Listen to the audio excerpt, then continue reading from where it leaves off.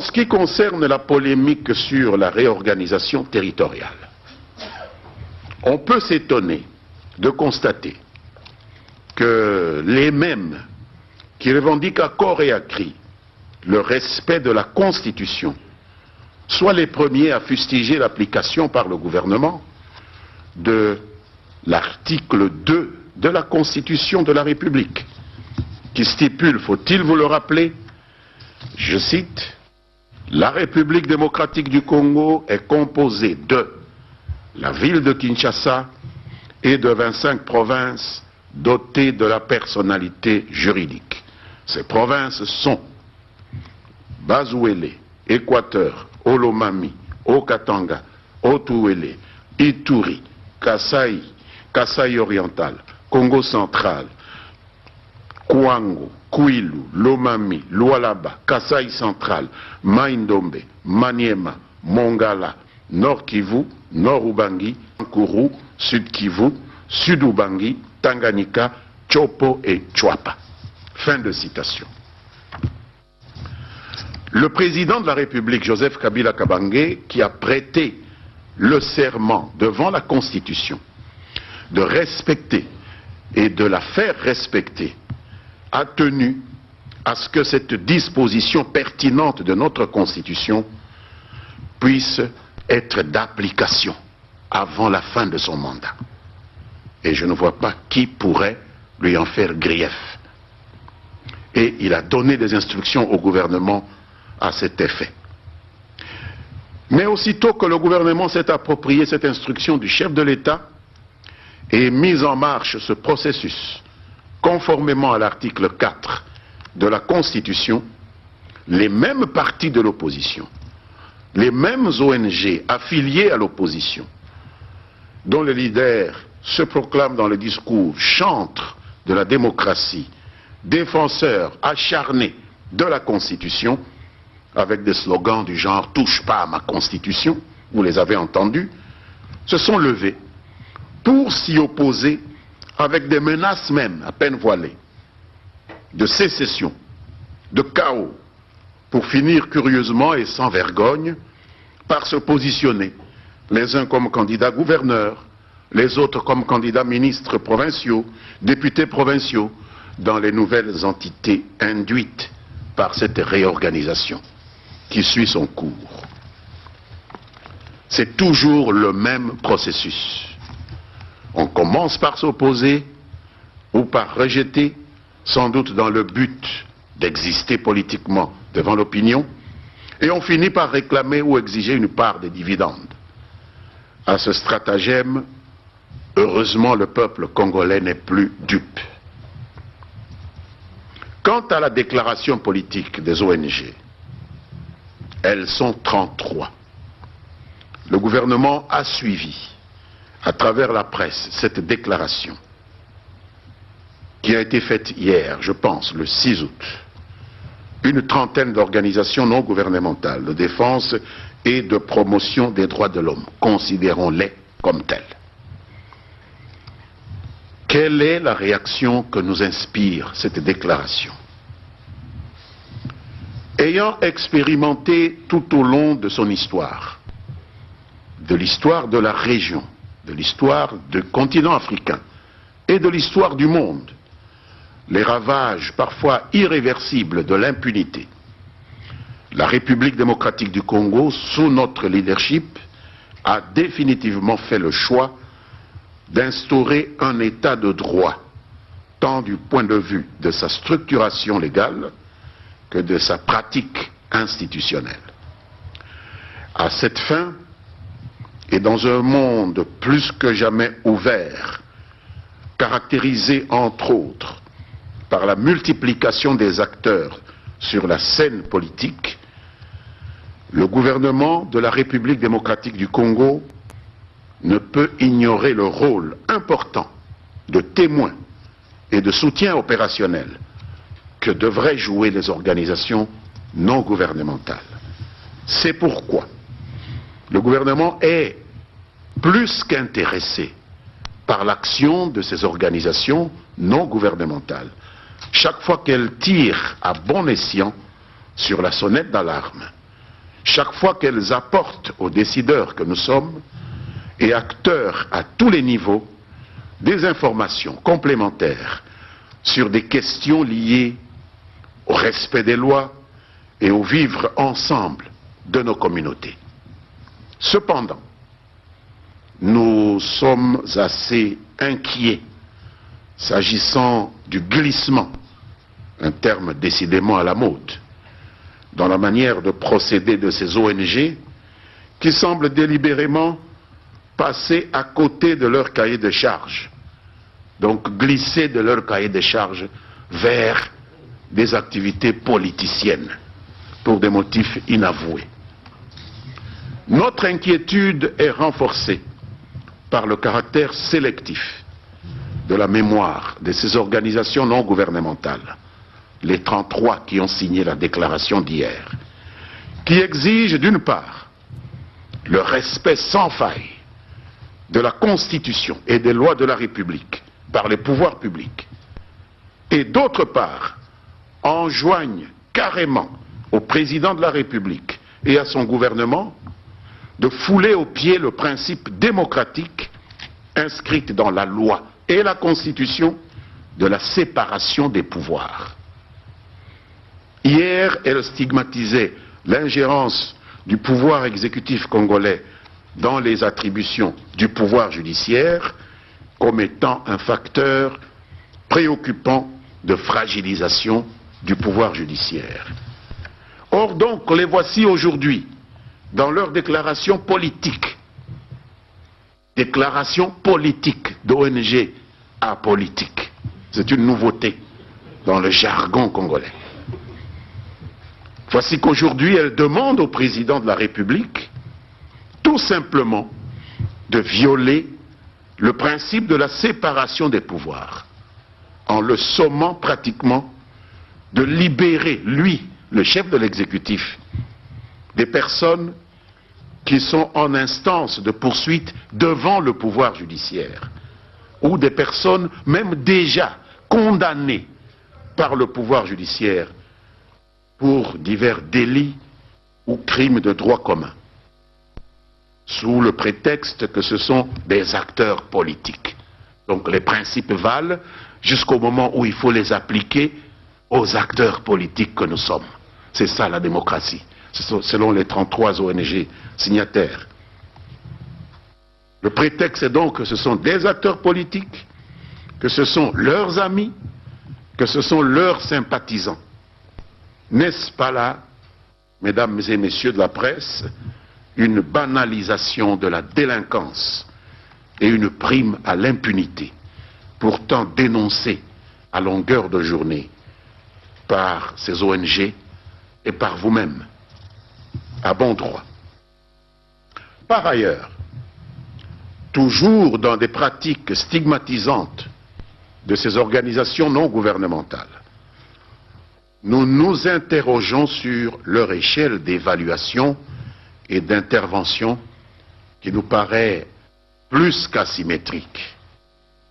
Lorsque le Premier ministre d'un pays important de la communauté internationale, que je ne vais pas citer, mais dont nous savons qu'il pourvoit beaucoup de subsides aux organisations non gouvernementales, suivez mon regard, qualifie des êtres humains que sont les migrants exilés d'Afrique et d'Asie de nuées de clandestins, les comparant ainsi à des insectes, nos frères, nos sœurs, nos enfants.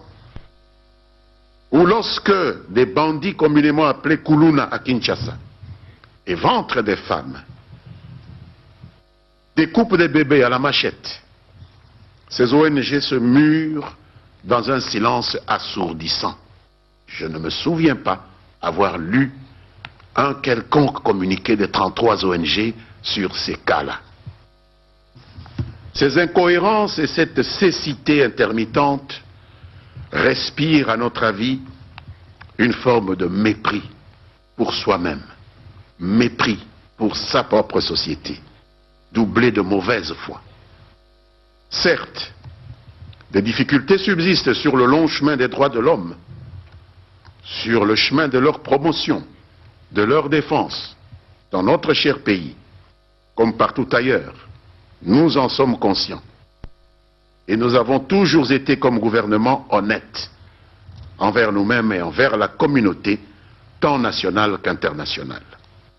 Mais de là à ne chausser des lunettes que pour démonter malicieusement et systématiquement les efforts d'amélioration fournis dans la sphère étatique, dans l'unique but de minimiser les avancées et ainsi confirmer les a priori de leurs généreux donateurs, cela ne sert en tout cas pas la cause du peuple congolais. Ces hommes et des femmes, et ces femmes, pour qui l'on affirme vouloir se mobiliser comme organisation non gouvernementale. Le gouvernement de la République démocratique du Congo réaffirme par ma voix que l'action des organisations non gouvernementales ne doit être ni une action parallèle au gouvernement, encore moins une activité concurrente ou rivale à celle du gouvernement. Les ONG doivent concevoir leur activité en termes de complémentarité, car ces deux catégories d'acteurs que sont le gouvernement de la République, issu d'institutions démocratiques, fruit de la volonté du peuple congolais, et des ONG issues d'initiatives privées, ces deux catégories d'acteurs donc relèvent de sphères différentes, étant donné que des deux, seul le gouvernement est adossé sur une légitimité démocratique avérée.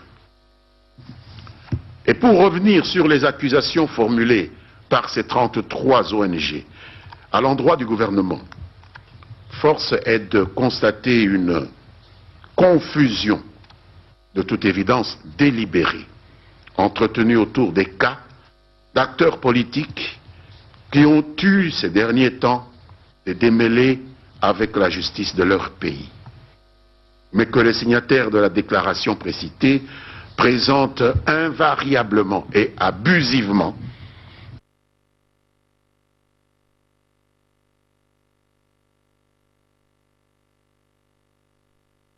pour casser du sucre sur le dos du gouvernement. Il n'est pas inutile que je survole rapidement les motifs réels de la détention de ceux qu'ils ont cités.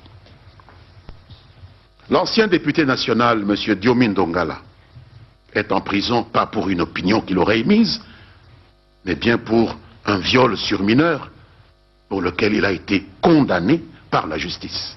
L'a-t-on oublié? Le bâtonnier Mouyambo n'est pas encore condamné, mais est poursuivi par le parquet de la République du fait d'une infraction de stelliona, qui n'est pas à confondre avec une opinion politique. Messieurs Vano Kiboko, Ernest Kiaviro, Baouma Winga alias Fred répondent tous de l'infraction d'incitation à la violence. Le discours politique n'a pas de place pour une incitation à la violence qui est une catégorie du code pénal. M. Christopher Ngoï a été arrêté et est poursuivi par la justice pour avoir organisé le pillage des commerces chinois durant les événements qui ont eu lieu ici au mois de janvier dernier. Je ne sais pas si le pillage des commerces chinois peut être assimilé à l'expression d'une opinion politique. Et Yves Makwambala est détenu pour participation à un groupe subversif et illégal qui s'appelle Filimbi, offense à chef d'État au pluriel, ce n'est pas à notre chef d'État seulement, offense à chef d'État, incitation à la violence et à la haine raciale, à la haine ethnique, apologie des crimes de viol collectif à travers des postings sur les réseaux sociaux. Toutes ces infractions, mesdames, messieurs,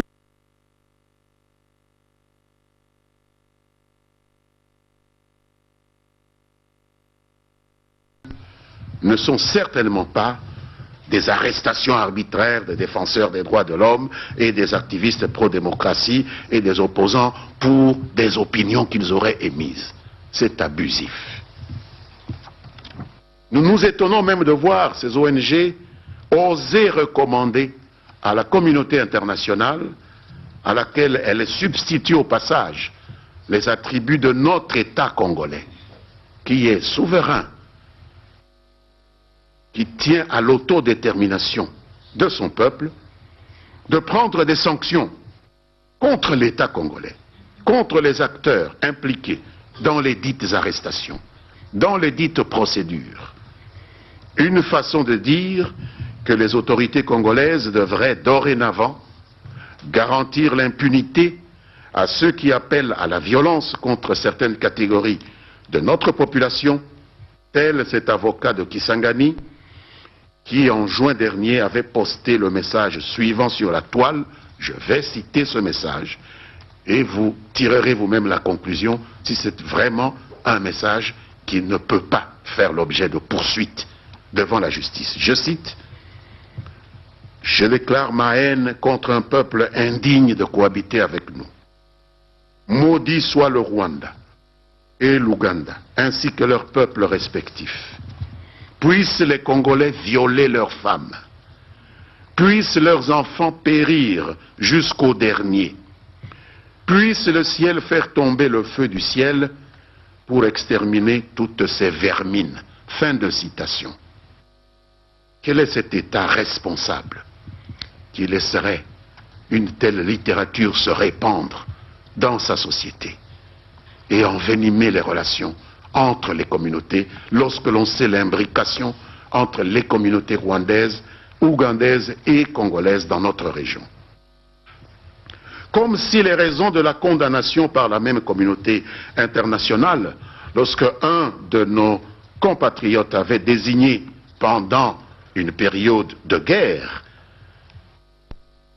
des voisins qui nous avaient envahis par l'expression vermine. Vous avez vu comment la communauté internationale s'était levée. Vous avez vu le procès qu'on lui a fait et auquel il a échappé grâce notamment aux compétences qui n'étaient pas possibles d'appliquer à une personne qui jouissait de certaines immunités. Et donc, on a l'impression que ces raisons de condamner cessent d'exister dès lors que la même faute est commise par quelqu'un qui a des amis au sein des organisations non gouvernementales. Nous ne partageons pas ce point de vue. Nous n'avons pas cette mémoire sélective. Et le gouvernement rappelle qu'en République démocratique du Congo, comme dans tout état de droit, l'incitation à la haine ethnique, l'appel au crime, l'apologie du crime tombe sous le coup de la loi, peu importe celui qui en est l'auteur. À tout bien considérer, la déclaration des 33 ONG participe, à notre point de vue, d'un combat politique. Ce que nous pouvons leur concéder, chacun au Congo ayant la liberté de faire de la politique. Et nous prenons acte en même temps d'un dévoiement de ces ONG par rapport aux missions qu'elles déclarent poursuivre. Elles ont également prétendu, passant du coq à l'âne, que leurs injonctions reflèteraient la volonté du peuple. Ce qui est faux, car aucune base fiable ne permettant de nous faire croire que la volonté de la population congolaise serait, comme ils ont écrit, de voir les élections urbaines, municipales et locales être organisées au-delà de 2016. Les seules élections qui impliquent les intérêts de ceux que l'on appelle le petit peuple. C'est une opinion d'une partie de ceux que nous pouvons appeler les lettrés de la classe politique.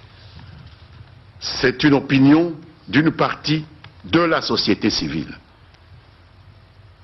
que la démocratie à la base n'intéresse pas, pressée qu'elle est d'arriver à remplacer ceux qui sont actuellement au pouvoir dans l'actuelle majorité. vouloir prétendre que ceci est la volonté du peuple et vouloir l'imposer comme tel, sans que ce peuple ne se soit exprimé là-dessus, ni par un sondage quelconque, ni dans les formes légales voulues, c'est de la tricherie. Ce qui est tout aussi inquiétant que le glissement dont il parle à tout bout de champ. En effet, la Constitution congolaise, en son article 5, stipule, je voudrais vous le rappeler, que la souveraineté nationale appartient au peuple, que tout pouvoir émane du peuple, qu'il exerce directement par voie de référendum ou d'élection et indirectement par ses représentants, c'est-à-dire ceux qu'il a élus en tant que tels et qui sont aujourd'hui dans la majorité. Il va sans dire que s'amuser continuellement à parler au nom du peuple sans être passé par les fourches codines des modalités démocratiques définies par la loi pour pouvoir être considéré comme représentant légitime du peuple, c'est aussi violer la Constitution. Et c'est ce qu'ils font. Je vous remercie.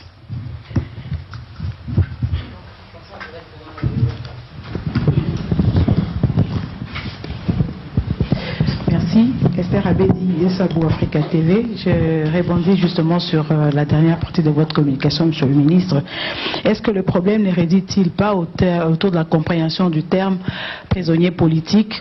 Si nous savons tous que les opposants qui ont été reçus par le chef de l'État en consultation en faveur du dialogue sollicitaient la libération de ces opérateurs politiques dont vous contestez pratiquement la qualité des prisonniers politiques. Merci. Merci, madame.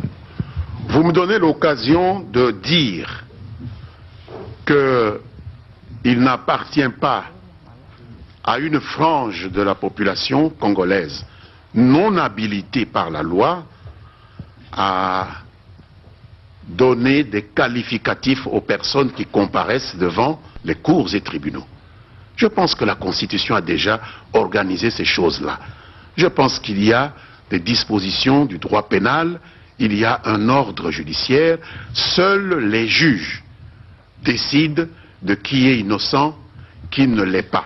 Alors, à quel titre ces gens qui ont été reçus par le président peuvent-ils décider que ces personnes qui comparaissent devant la justice ne sont pas auteurs des faits qui leur sont reprochés, donc auteurs de délits ou auteurs de crimes, mais sont plutôt des opposants qui ont émis leurs opinions? À quel titre?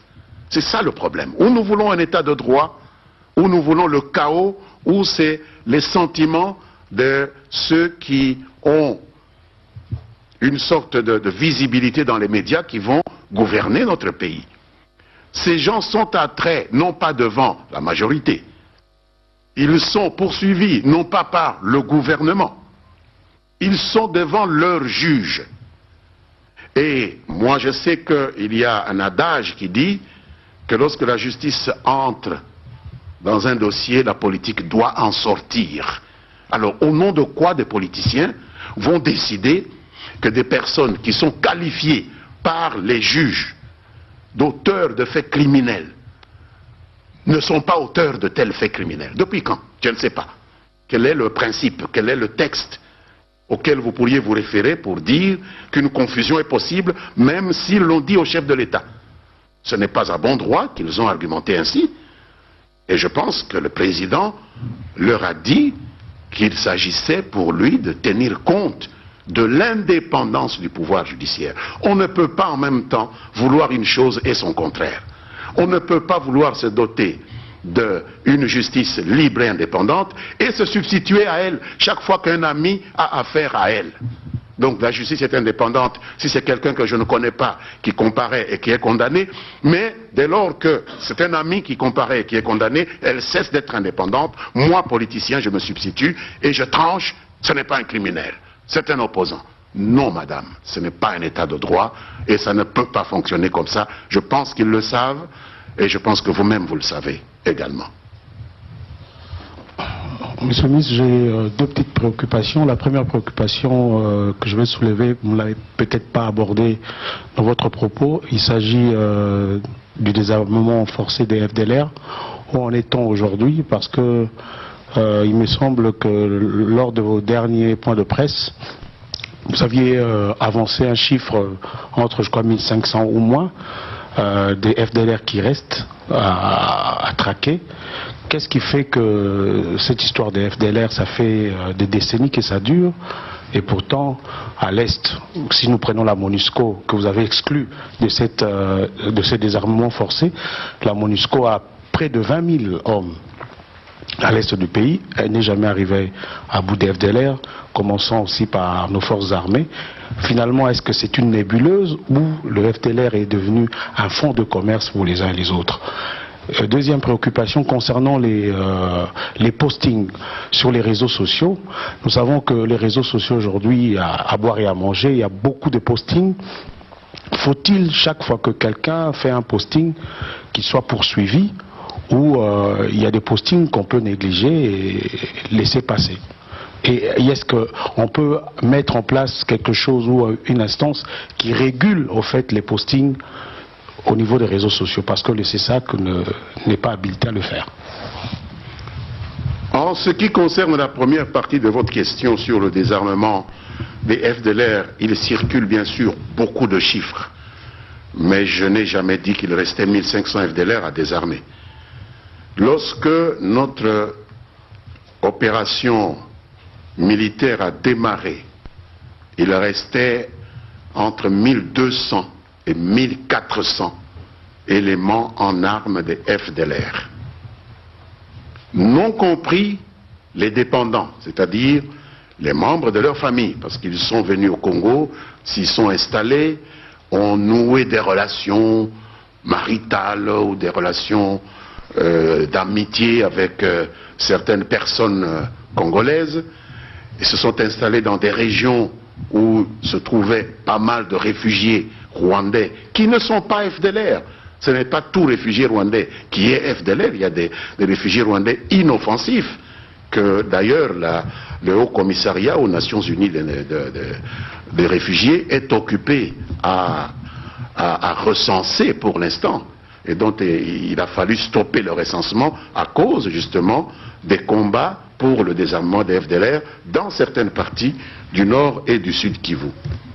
Lorsque nous retranchons de ce nombre de 1200 à 1400 ceux qui ont déposé les armes volontairement et que nous avons casernés à Kisangani en attendant leur départ vers leur pays, ou qui sont dans les deux autres centres que nous avons ouverts au nord et au sud Kivu, lorsqu'il faut retrancher encore ceux que les forces armées, à cause de leur impénitence, leur refus de coopérer au désarmement forcé et du fait qu'ils se sont opposés militairement, ont été neutralisés, entre guillemets, vous comprenez bien ce que je veux dire, il reste 390. Et moi j'ai dit moins de 400.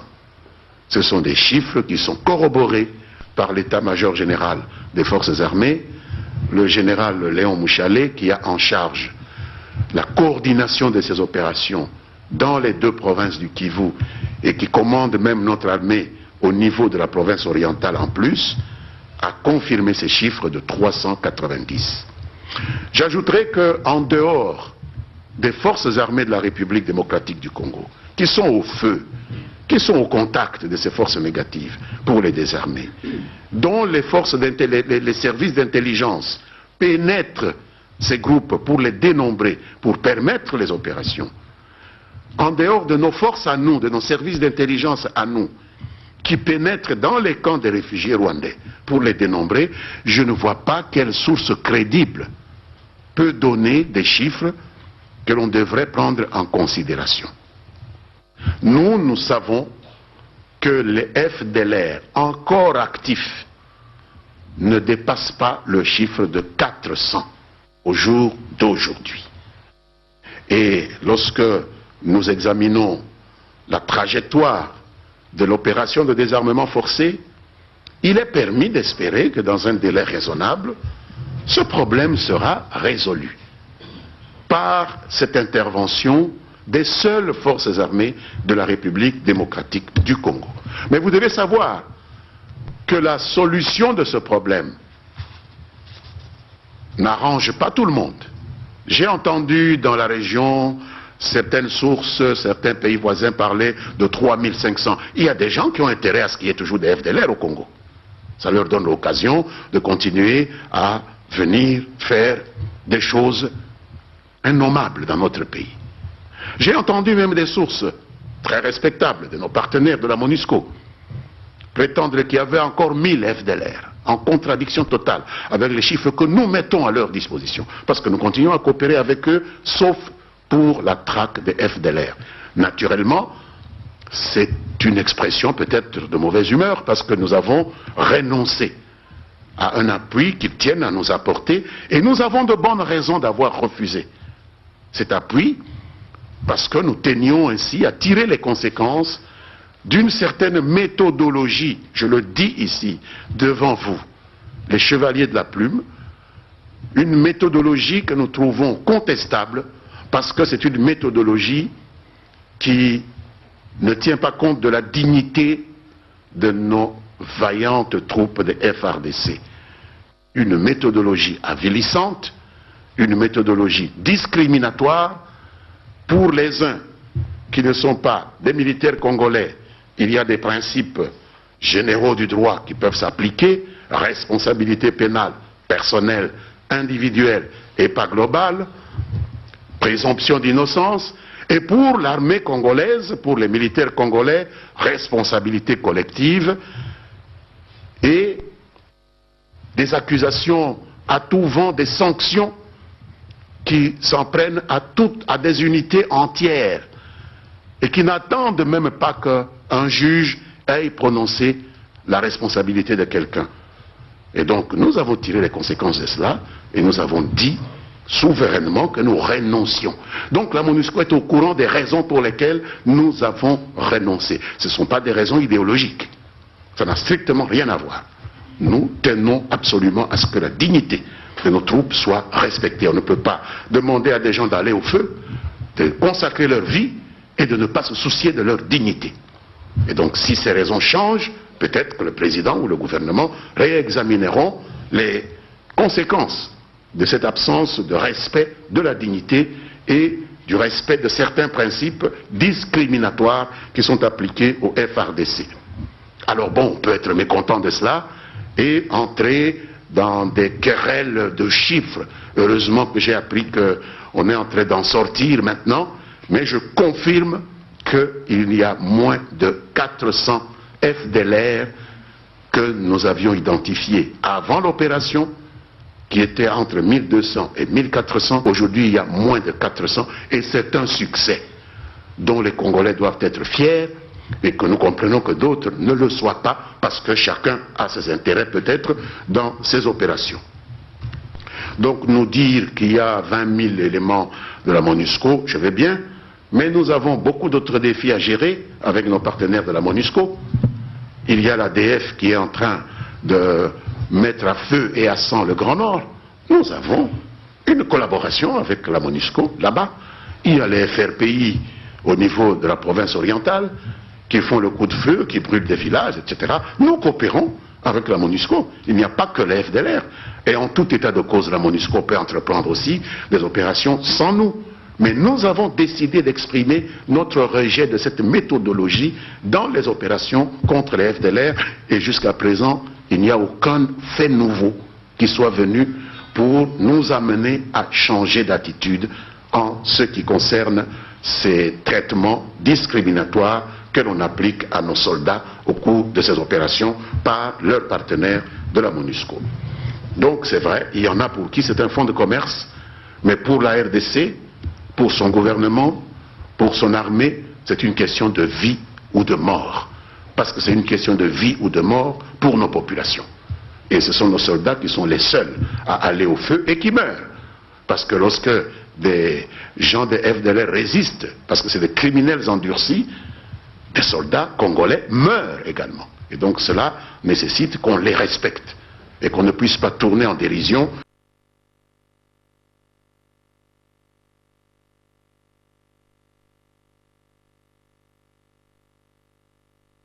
De la même manière que les gens ont le droit de s'exprimer librement dans les médias, je considère les postings comme une expression, une forme d'expression moderne que nous encourageons.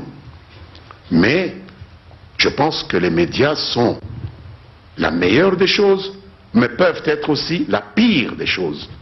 La preuve, Radio Mille Collines, dans un pays voisin. Souvenez-vous que la justice internationale a eu à juger des gens pour la manière dont ils utilisaient les médias qui appelaient les gens au génocide.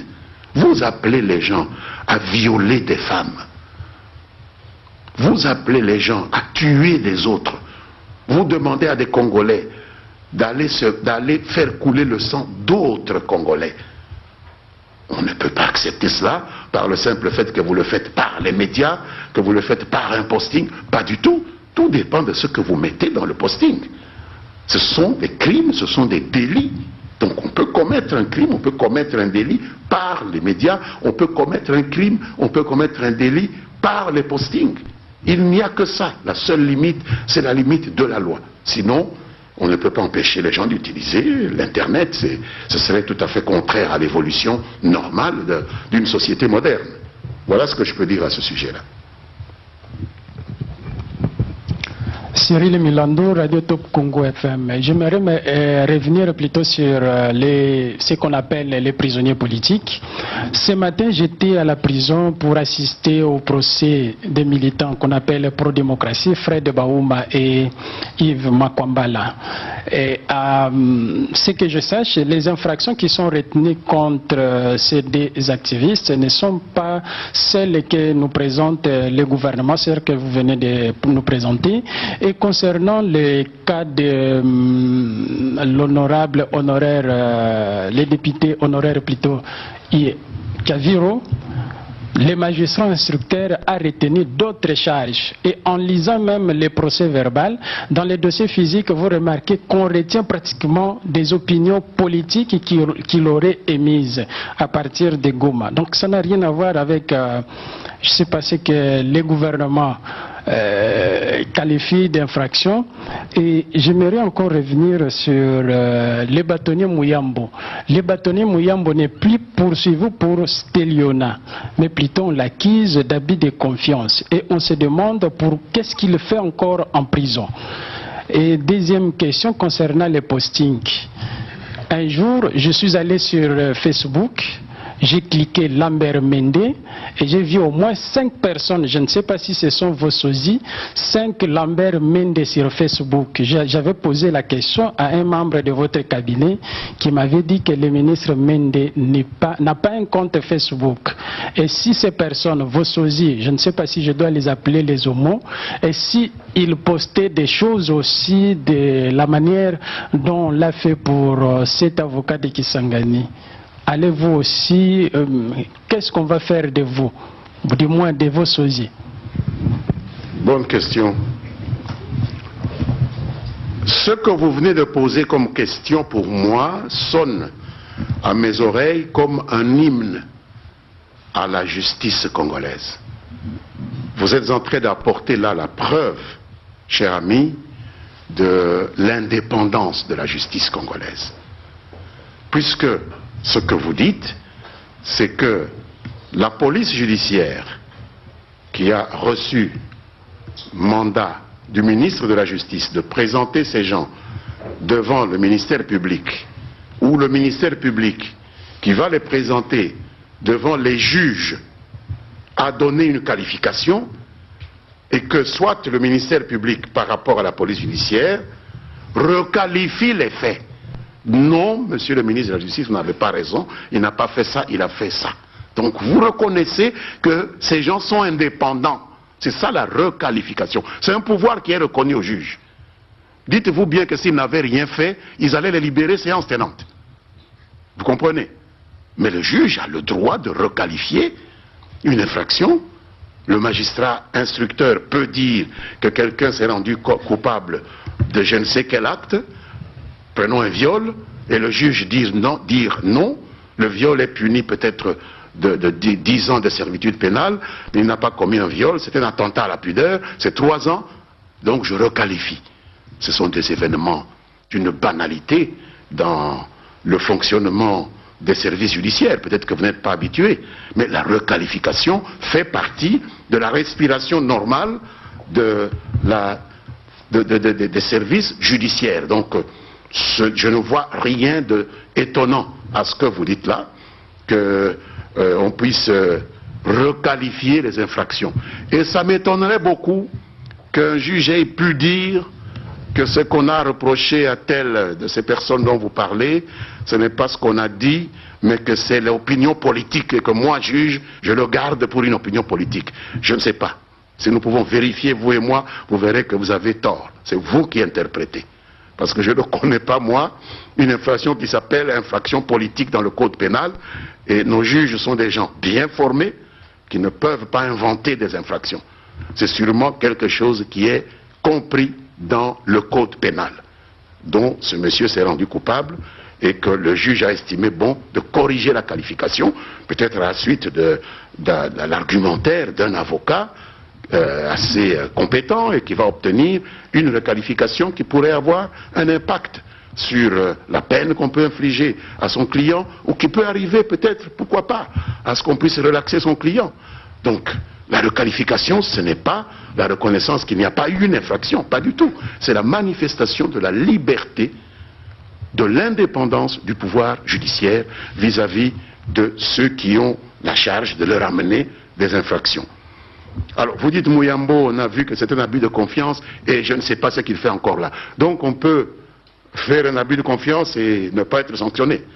Vous trouvez qu'un abus de confiance, c'est un comportement normal qui ne mérite pas d'être sanctionné? Ce serait la première fois que j'entends une chose comme ça. Ce n'était pas un stélionnat, c'est un abus de confiance, donc je ne vois pas ce qu'il fait en prison. Mais un abus de confiance, c'est aussi une infraction. Si tant est qu'on a parlé d'abus de confiance, mais il doit être sanctionné. Pour abus de confiance, c'est aussi une infraction. C'est dans le code pénal. Peut-être que c'est moins lourd qu'un stélionnat, mais il faut quand même vous renseigner. Un avocat vous dira, peut-être qu'il va encourir une peine moins lourde que si on l'avait convaincu de stélionnat, hein, toutes choses étant égales à ce que vous dites, mais un abus de confiance est une infraction. Donc on peut le garder pour un abus de confiance et de toute façon, ni vous ni moi ne savons nous substituer à la décision de celui qui a décidé de le garder, si c'est seulement pour abus de confiance ou pour autre chose. Maintenant, il y a 5 Lambert Mende dans Facebook, il y a même une fois un article où, vous savez, ceux qui contrôlent ces choses ne sont pas des enfants de cœur. Je peux prendre votre photo et dire que c'est vous qui écrivez des choses.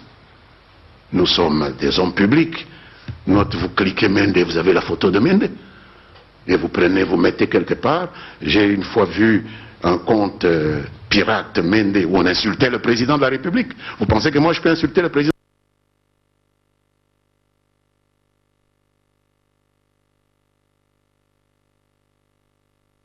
de la République? Même le président qui a lu a éclaté de rire, il m'a appelé. Donc vous comprenez bien que les gens ne sont pas dupes à ce point-là. Donc c'est l'argument des faibles, des gens qui ne savent plus à quoi s'en tenir et qui croient qu'en faisant cela, ils peuvent nous déstabiliser, déstabiliser notre majorité, déstabiliser notre gouvernement. Nous avons, quoi qu'il en soit, entrepris des actions. Déjà à 2 reprises, nous avons envoyé des juristes à Paris et qui ont comparu au tribunal avec les représentants de Facebook. Et j'ai compris que à un moment donné, on a pu retirer cela. Maintenant, nous avons compris que ça revient. Nous allons exiger des dommages et intérêts cette fois-ci. Ça ne me gênerait pas de recevoir un peu d'argent de Facebook. Parce qu'ils ne font pas attention avec leur technologie où on peut utiliser des noms et des images de gens sans que ce soit eux-mêmes qui le font. C'est la pure vérité. Moi, j'ai à deux reprises été autorisé par le Premier ministre d'envoyer à Paris un de mes conseillers juridiques pour comparaître devant une chambre correctionnelle de la Cour de Paris avec des experts qui représentent Facebook et on leur a fait des remontrances et ça avait disparu un moment. Le vice-premier ministre Bochab est dans le même cas. Il y a au moins 3 comptes Évariste Bochab où on insulte l'épouse du président, où on fait ceci, etc. Mais c'est ridicule. Nous allons probablement essayer d'entreprendre une action pour demander à ces réseaux sociaux de mieux s'organiser pour protéger ceux qui ne veulent pas qu'on utilise abusivement leurs images, parce que nous avons aussi des droits. Et donc, il y a toujours des malfaisants partout, nous n'avons pas à répondre à leur place, permettre leurs écrits, et donc forcément, ils doivent en répondre. Donc, voilà ce que je peux vous dire à ce sujet-là. Monsieur le ministre, j'ai juste une petite préoccupation. Avant de m'y atteler, je voudrais rectifier un peu ce qu'a dit mon confrère Cyril Milandou. C'est que, à ma connaissance, Mouyambo, la commission rogatoire l'a même lavé d'abus de confiance. Oui. Et là, ma préoccupation, c'est que nous sommes dans une période où il nous faut un vrai débat démocratique. Et ça, vous le dites vous-même, plusieurs fois vous l'avez dit. Et malheureusement, il se fait que plusieurs médias, qui ne sont pas de l'obédience gouvernementale, ça je veux le dire, demeurent interdits. Et tout récemment, vous avez autorisé la réouverture de la radio-télévision catholique, parce que peut-être le cardinal en a parlé avec le président de la République. Mais qu'en est-il des autres médias qui, selon vous, n'avaient péché que pour des problèmes administratifs? Ok. En ce qui concerne les infractions qui sont mises à charge de l'ancien bâtonnier Mouyambo, je voudrais inviter tous les représentants des médias qui sont ici à beaucoup de prudence, parce que nous ne sommes pas au prétoire. Maintenant, il y en a qui disent on a requalifié, ce n'est pas du stélionnat, c'est un abus de confiance. Vous dites non, on l'a lavé d'abus de confiance. Je crois entendre l'avocat de Mouyambo. Mais qu'est-ce que nous faisons? Nous ne jugeons personne ici. Hein. C'est là-bas que ça se passe et c'est au juge à décider si, fort de cela, on devrait le libérer ou pas. Donc, ni vous, ni moi n'avons à nous mêler de ces choses-là, sinon nous violons l'indépendance de la magistrature. Nous ne sommes donc pas au prétoire. En ce qui concerne les médias, c'est une question qui nous intéresse. Des médias qui ont été fermés. Je voudrais dire, et de manière très claire, que le gouvernement n'a jamais pris la décision de fermer ni la radio catholique, ni CKTV, puisque je pense que c'est de CKTV que vous parlez, ni les 3 ou 4 chaînes de radio qui sont à Béni. Cette décision a été prise le plus légalement du monde par les autorités locales. Lisez la loi 96. L'administration, les autorités locales ont le pouvoir de prendre des mesures conservatoires que nous avons confirmées. Et nous, ce que nous avons fait le relais entre les autorités locales, parce que nous ne sommes pas à Béni. Il y a des autorités locales à Béni. Il y a un maire à Béni. Il y a des bourgmestres à Béni. Il y a la police à Béni. Il y a un procureur à Béni qui dit cette radio, il y a des militaires, des commandants là-bas sur place. Ces radios sont en train de donner des mots d'ordre aux assassins. Nous prenons la décision de les fermer. Eh bien, cette décision, si nous les laissons face à face, sans intervenir, ça risque de rester comme ça pendant des années. Ils nous font rapport, et qu'est-ce que nous faisons? Nous leur demandons le dossier, et nous envoyons le dossier au Conseil supérieur de l'audiovisuel et de la communication. Voilà des mesures conservatoires qui ont été prises par notre espace, puisqu'un maire qui prend une décision, un policier qui prend une décision, c'est l'espace exécutif. Voilà les décisions que notre espace a prises. Vous pouvez les confirmer, tout comme vous pouvez les annuler. Donc ça relève du Conseil supérieur de l'audiovisuel et de la communication. Il y en a parmi elles qui n'ont pas pu émettre, être autorisées à émettre faute de documents. Donc il y a plusieurs raisons et j'étais assez choqué d'entendre des responsables de CKTV affirmer crûment que c'est pour les mêmes raisons qu'on a fermé la radio catholique, qu'on les a fermés eux. Qui leur a dit ça?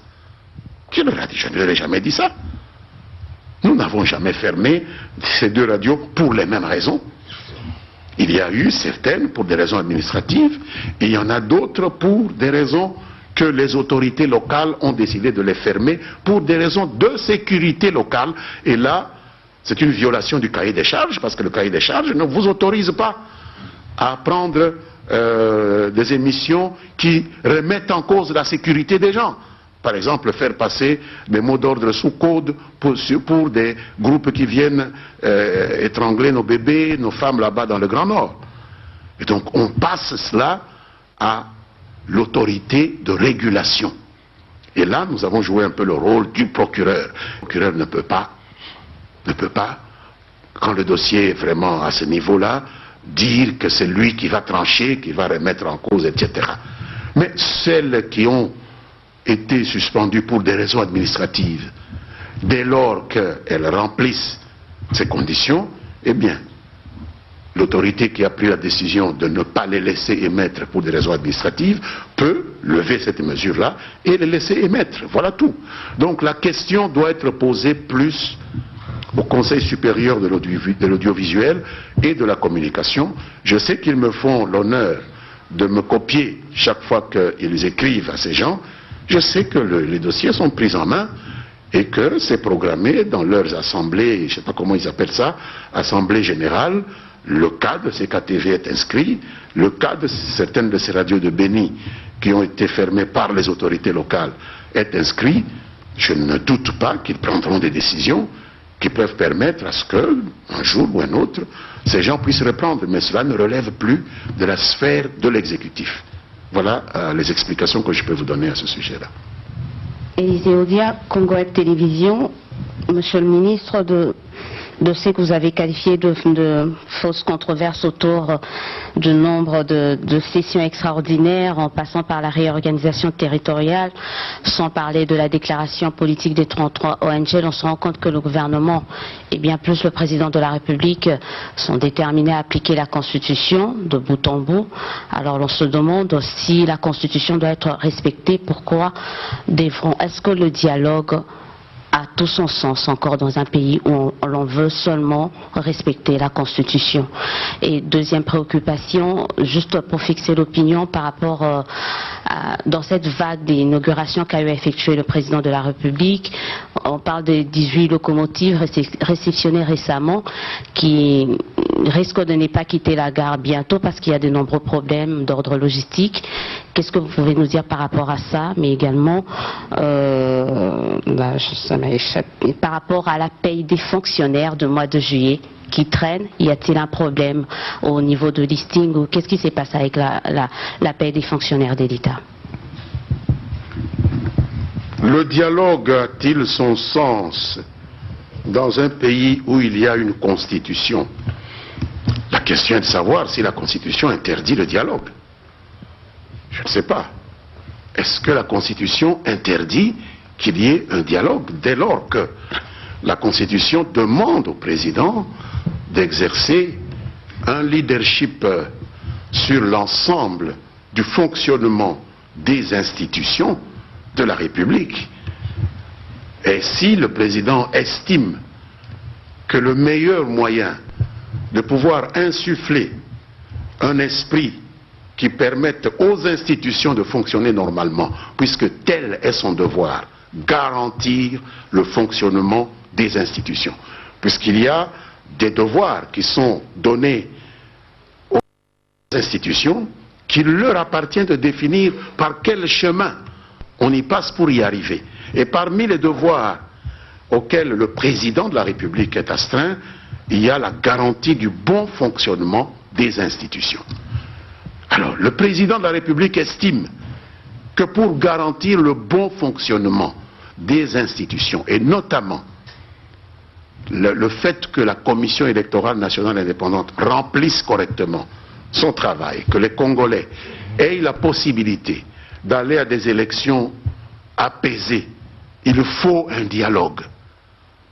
Mais le dialogue devient constitutionnel, naturellement, puisque c'est le moyen de permettre au président d'accomplir la mission constitutionnelle qui lui revient, de garantir le bon fonctionnement des institutions. Vous voyez que c'est lié. Et que c'est en ne faisant pas cela que le président violerait justement sa mission de garantir le bon fonctionnement des institutions. Parce que nous avons vu ce qui s'est passé en 2006, il faut en tirer les conséquences.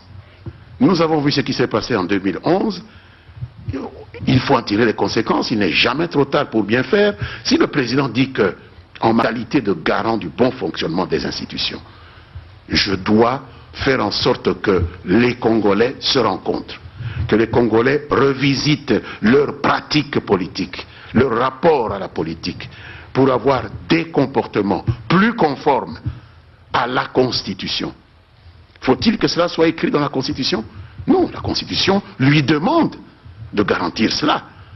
La Constitution n'a pas mis en place un président robot qui ne fait que ce qui est écrit, 1 plus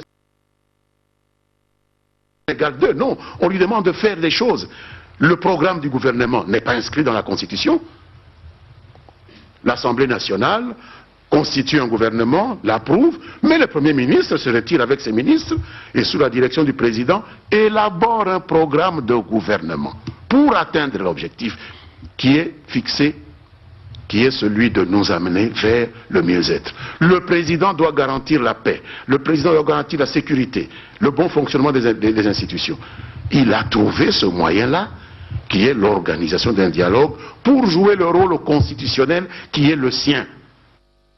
Il ne faut pas prendre ombrage de cela. C'est le rôle constitutionnel de l'élu de la nation que de garantir le bon fonctionnement. Il n'a pas dit autre chose.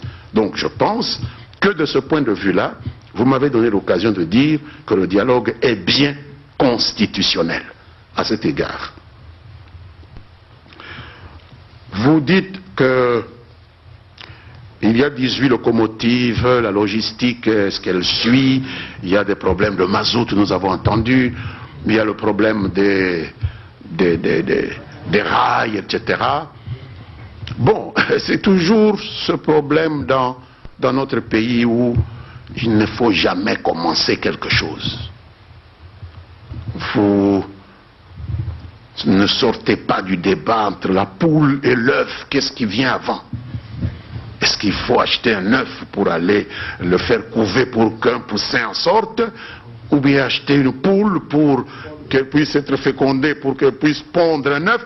Mais ce débat-là, il est vraiment ridicule. Je peux acheter des œufs et les mettre dans une couveuse, c'est bien, j'aurai des poussins.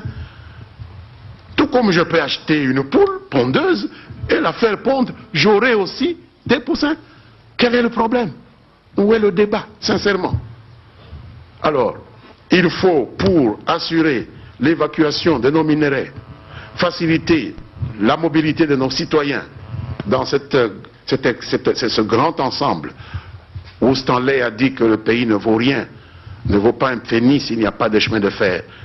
Il faut des locomotives, il faut des rails, il faut du carburant pour faire rouler les locomotives.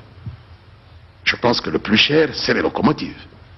Alors si on a commencé par les locomotives, où est le problème? Vous croyez que ces locomotives vont rester là, ad vitam aeternam, sans que nous ayons du carburant? Et parce qu'on a fait une semaine sans avoir du carburant, c'est la fin du monde? Non! Si on n'a pas eu du carburant la semaine passée, on en aura la semaine prochaine, ou la semaine qui vient, et les locomotives sont déjà là, acquises. Les rails, nous allons les réparer, les arranger. Si on n'a pas du fer pour le faire, on peut le faire avec des traverses en bois. Mais je pense que la dépense la plus urgente, du point de vue du gouvernement, c'était les locomotives.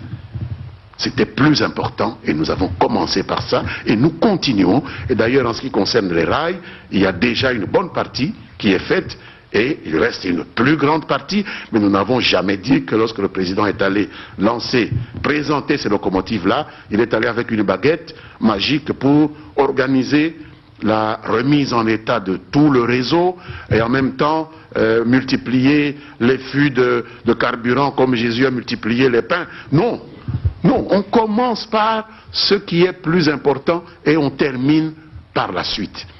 Nous avons vu hier un exemple édifiant avec nos amis égyptiens au Caire. Je pense que Madame la directrice générale nous a fait le plaisir de nous faire vivre cet événement historique. Ces gens, ils veulent gagner beaucoup d'argent. Avec le canal de Suez actuellement, entre 40 et 50 bateaux seulement par jour. Ils disent si nous creusons un autre canal, même si ça nous coûte énormément d'argent, 9 milliards de dollars, nous allons passer du simple au double, de 47 à 92, je crois, 97. Et ils disent, à l'horizon 2023, nous allons gagner par an 13 milliards de dollars. Vous voyez, 2020. Sissi ne sera plus président sûrement. Mais il faut savoir investir dans la durée. C'est comme ça que les peuples font leurs histoires. Nous n'allons pas faire des choses, chercher miraculeusement. On a jeté 9 milliards, demain il faut qu'on ait 20. Non. Il faut commencer quelque part et petit à petit aller vers l'objectif. Je pense que c'est ce qui nous manque et vous, hommes des médias, avez la possibilité de nous éduquer, nous, hommes politiques, à abandonner cette recherche de la facilité. Hein? Je fais aujourd'hui, qu'est-ce que ça me profite à moi? Qu'est-ce que je peux avoir? Comment on va multiplier cela? Comment je peux aller bander mes muscles et dire, voilà, on a eu la locomotive, allez, il n'y a aucun autre problème. Non, nous avons acquis ces 18 locomotives, il y en a 20 qui vont arriver, nous allons entre-temps acquérir du carburant, ce n'est pas ça qui peut nous empêcher de commencer une œuvre comme celle-là. En ce qui concerne la paix du mois de juillet, nous sommes au mois d'août. Est-ce que vous parlez de juillet 2014? Ah, il fut un temps où on parlait même on pouvait même en 2015 parler de juillet 2012. Hein?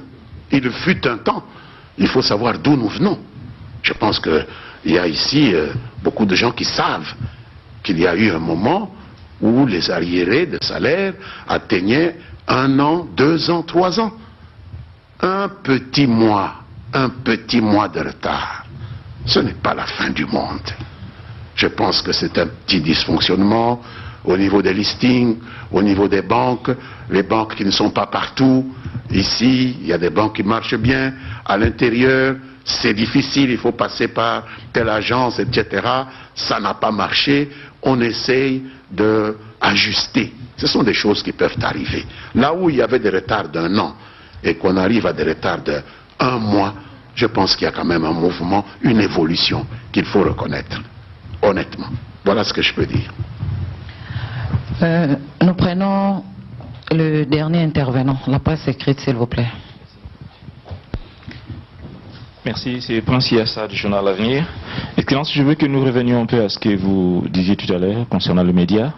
Alors là, je vais évoquer la guerre qui a existé autrefois avant la numérisation de la télévision congolaise, la TNT disons, la guerre qui existait entre le Congo-Brazzaville et Kinshasa sur les fréquences. Je veux savoir où est-ce qu'on en est exactement maintenant que la télévision congolaise est numérisée. Merci. Nous sommes partis pour en finir avec cette guerre, comme vous l'appelez, parce que pas plus tard qu'il y a 3 semaines, je crois, l'autorité de régulation des postes télécommunications du Congo nous a informé de la récupération d'un certain nombre de fréquences. D'ailleurs, même la chaîne où nous nous trouvons a dû rendre une de ces fréquences qui devront être remises à nos voisins qui avaient toutes les raisons de faire les revendications qu'ils avaient faites, et nous allons retrouver la paix. C'est bon de cohabiter en paix avec le voisin. Donc la guerre est un peu derrière nous et nous attendons une nouvelle visite de nos amis pour pouvoir, disons, rendre concrètes ces retrouvailles et cette paix au niveau des ondes, au niveau des fréquences, parce qu'avec les ondes, avec les fréquences numériques, nous n'avons plus besoin de beaucoup de fréquences analogiques. On peut les rendre et partir sur de meilleures bases avec nos voisins de Brazzaville. Merci à tous.